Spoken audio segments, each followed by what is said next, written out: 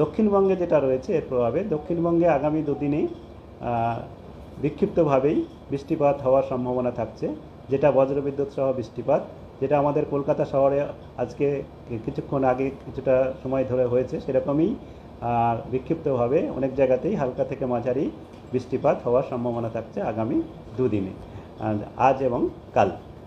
আর এখন আমি আপনার কলকাতার জন্য যেটা আগামী দুদিনে আছে, কলকাতা মূলত সাধারণত মেঘলা আকাশ থাকবে, তবে দিনের কিছু সময় আংশিক মেঘলা আকাশ হওয়ার সম্ভাবনা, যার জন্য রৌদ্রোজ্জ্বল আবহাওয়া থাকবে।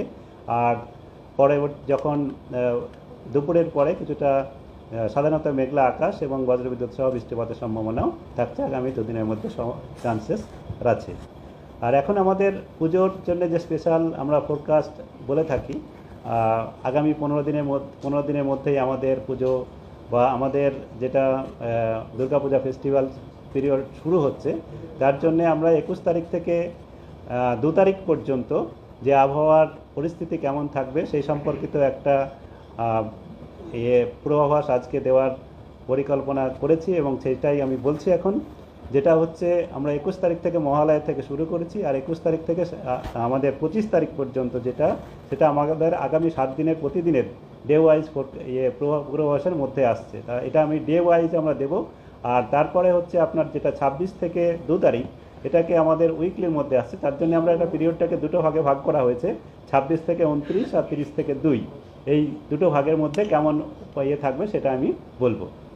আর 21 তারিখে যেটা রয়েছে আমাদের, 21 তারিখে মহালয়ার দিনে দক্ষিণবঙ্গের সমস্ত জেলাতেই কেবলমাত্র হালকা থেকে মাঝারি বৃষ্টিপাত, বজ্রবিদ্যুৎ সহায়ের সম্ভাবনা থাকবে এবং রৌদ্রোজ্জ্বল আবহাওয়ার সঙ্গে সঙ্গে যখন বৃষ্টিপাত হবে বা হবে সেই সময় সাধারণত মেঘলা আকাশ থাকবে, তবে বৃষ্টির পরিমাণ খুব বেশি থাকবে না, কেবল বিক্ষিপ্তভাবেই হালকা থেকে মাঝারি বৃষ্টিপাত হওয়ার সম্ভাবনা থাকবে।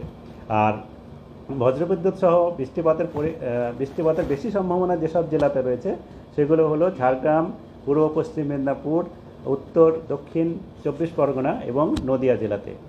আর 22 তারিখে একটু এলাকা ওয়াইজ, মানে যেটা আমাদের বিস্তৃতি অনুসারে রেনফলটা বাড়তে পারে, বৃষ্টির পরিমাণটা বাড়তে পারে।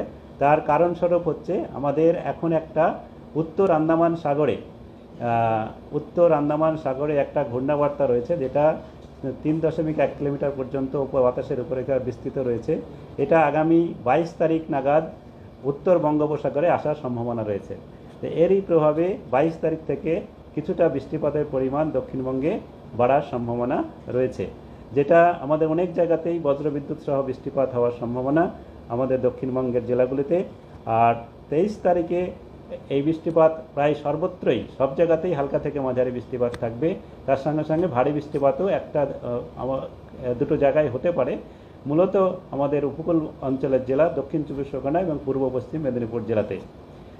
এই 23 তারিখে এটা হচ্ছে। এইবার হচ্ছে আমাদের 24 তারিখে যেটা রয়েছে, 24 তারিখে আবার বৃষ্টিপাত কিছুটা সামান্য কমতে পারে, যেখানে বৃষ্টিপাত থাকবে, যে ভারী বৃষ্টিপাতের সতর্কতা নেই, কিন্তু হালকা থেকে মাঝারি বৃষ্টিপাত সর্বত্রই হওয়ার সম্ভাবনা থাকবে দক্ষিণবঙ্গে। 25 তারিখে আমাদের বৃষ্টিপাত যেটা থাকবে সেটা হচ্ছে বিক্ষিপ্তভাবে বা অনেক জায়গাতেই হালকা থেকে মাঝারি বৃষ্টিপাত দক্ষিণবঙ্গে থাকার সম্ভাবনা থাকছে। এবার 26 থেকে 29 যেটা রয়েছে আমাদের দক্ষিণবঙ্গের জন্য, আমি প্রথমে দক্ষিণবঙ্গের বলে নিচ্ছি, তারপর উত্তরবঙ্গে বলবো। দক্ষিণবঙ্গের 26 থেকে 29 যে পিরিয়ডে বলা হচ্ছে, এই সময়ে আমাদের একটা বিশ্লেষণে যেটা উঠে আসছে, তাতে 25 থেকে এই পিরিয়ডের 25-26-এর মধ্যে, অ্যারাউন্ড 25-এর মধ্যে একটা নিম্নচাপ আমাদের উত্তর পূর্ব বা মধ্য পূর্ব বঙ্গোপসাগরে আসার সম্ভাবনা রয়েছে, নতুন একটা নিম্নচাপ। এবং এর প্রভাবে যেটা আপনারা হয়তো আমাদের গতকালকের যেটা আউটলুক দেওয়া হয়, যে পরবর্তীতে কেমন হতে পারে একটা আউটলুক দেওয়া হয়, তাতে বলা হয়েছে এটা আমাদের গভীর নিম্নচাপে পরিণত হতে পারে পরের দিকে, যেটা হচ্ছে 26-27 এর পরের দিকে। এটাই যে 26 থেকে 29 এই পিরিয়ডের মধ্যে এর প্রভাবটা থাকবে।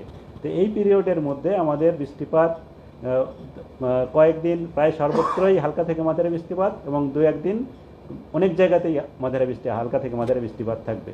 এবং তার সঙ্গে সঙ্গে উপকূল অঞ্চলের জেলাগুলিতে ভারী বৃষ্টিপাত হওয়ার সম্ভাবনাও থাকছে এই পিরিয়ডের মধ্যে 2-1 দিন। ঠিক আছে? তো